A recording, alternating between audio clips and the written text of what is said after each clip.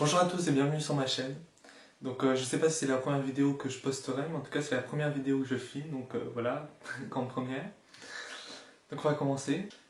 Durant des siècles, la Terre a été dominée par des schèmes de pensée dualistes. Le vrai est opposé au faux, le beau au laid, le juste à l'injuste. Tous ces partages qui se superposent au partage dominant entre le bien et le mal, c'est-à-dire entre ce qui est digne de vie et ce qui ne l'est pas. Ces systèmes dualistes ont de pair avec des systèmes de préférence. Le faux ne devrait pas pouvoir être proféré. L'âme est préférée au corps, le ciel à la terre, par exemple. Dans Conversation avec Dieu, Neil Donald Walsh se voit écrire « Je n'aime pas davantage le bien que le mal.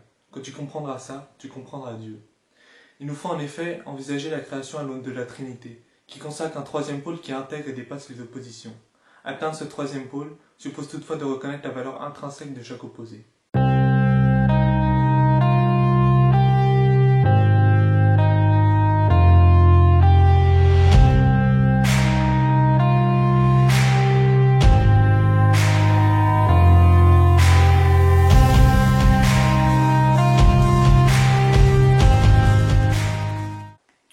La Trinité, à l'origine, c'est un concept créé par la religion chrétienne qui stipule qu'il y a trois personnes en Dieu, le Père, le Fils et le Saint-Esprit.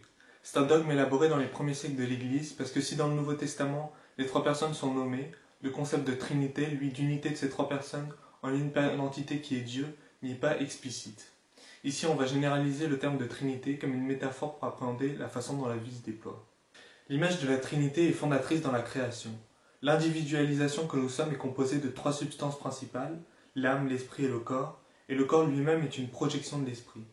Notre âme est prise dans un complexe à trois têtes qui forme une trinité. Il y a d'abord l'âme incarnée, surplombée par le soi, aussi appelé moi supérieur, qui lui-même est surplombé par la surâme. La surâme est vaste, c'est la plus grande version qu'il existe de moi en tant qu'entité entre guillemets séparée de la source. Elle projette une multiplicité de moi supérieurs qui eux-mêmes projettent des âmes. Le soi est là pour figurer ce que j'aspire à devenir. C'est un phare. Au début d'une incarnation, il y a peu de différences vibratoires entre le soi et l'âme incarnée, mais au fil des traumas qui s'accumulent en général au cours de la vie, il y a un écart qui se creuse, sans pour autant que la vibration du soi en soit affectée. Plus l'écart entre le soi et le moi tridimensionnel est grand, plus il y a de densité, c'est-à-dire plus les schémas de pensée et de comportement sont lents à évoluer. Nous grandissons à travers la Trinité, puissance, acte, entéléchie. L'expérience primordiale fait passer de la puissance à l'acte par l'expression d'un potentiel. Cet acte se réfléchit ensuite dans la conscience, la change, la fait accéder à l'entéléchie.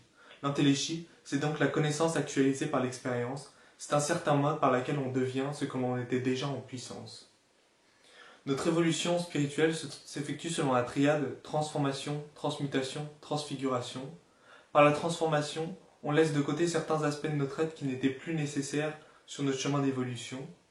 Ensuite vient la transmutation, qui change une émotion, une pensée, un souvenir de basse fréquence vibratoire en quelque chose qui vibre haut. Et ensuite vient la transfiguration, par laquelle on adopte de nouvelles formes au niveau des champs énergétiques du corps ou du corps lui-même. Haute Trinité enfin, à travers l'éternité, notre conscience voyage entre les mondes physiques, domaine du relatif, les mondes spirituels, domaine de l'absolu, et le domaine de l'être pur.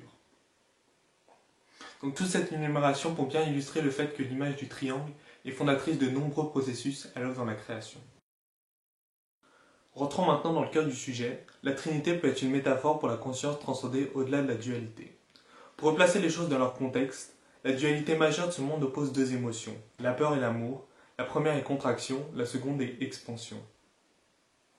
Entre ces deux opposés, il y a toute une nuance d'émotions qui vont de plus ou moins de peur à plus ou moins d'amour, et au milieu, au centre, on pourrait placer la neutralité émotionnelle. Afin d'atteindre cette neutralité émotionnelle, on peut mettre en place une pratique de non-dualité. Derrière toute pensée, émotion, sensation, il y a un arrière-plan de conscience pure, neutre, qui est simplement observatrice de cette expérience et qui est donc distincte de toute pensée, émotion et sensation. On peut la mobiliser à tout moment. Ce qu'il faut bien saisir donc, c'est que la neutralité, ce n'est pas l'absence d'émotion, ce n'est pas la négation de la polarité, mais c'est l'intégration des pôles. Au ressenti de l'émotion, on va s'ajouter un degré de conscience de celle-ci qui permet de s'arracher à son empire tout en la ressentant, c'est-à-dire en laissant circuler cette émotion à travers soi. Cette neutralité s'atteint depuis cet état de conscience pure, quand notre conscience devient consciente d'elle-même, qu'elle se prend pour son propre objet. Plus le degré de conscience pure associé à la neutralité émotionnelle est élevé, plus on est apte à échapper à la dualité et plus on s'élève le long de cette droite perpendiculaire sur le schéma vers l'amour inconditionnel. La neutralité émotionnelle permet ainsi de prendre de la distance par rapport à ces réactions immédiates tout en restant ancré à l'intérieur de soi.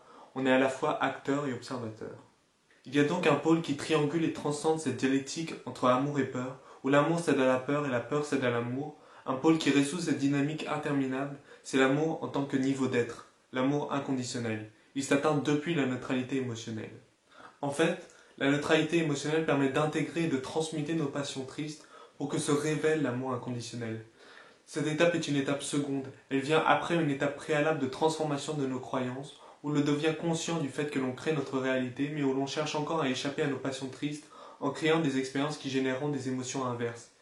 Ici, il s'agit non pas de renoncer à créer des expériences souhaitées, mais de confronter nos émotions de basse fréquence vibratoire et de les reconnaître comme valides, valables et dignes de notre présence. L'amour inconditionnel, c'est voir les choses pour ce qu'elles sont et les accepter comme telles. L'amour inconditionnel n'est pas quelque chose donc que l'on génère, mais plutôt quelque chose qui est de l'ordre d'une reconnaissance. Il s'agit de reconnaître toutes les formes de vie comme précieuses et d'embrasser sans résistance le flot, la pulsation qu'est la vie.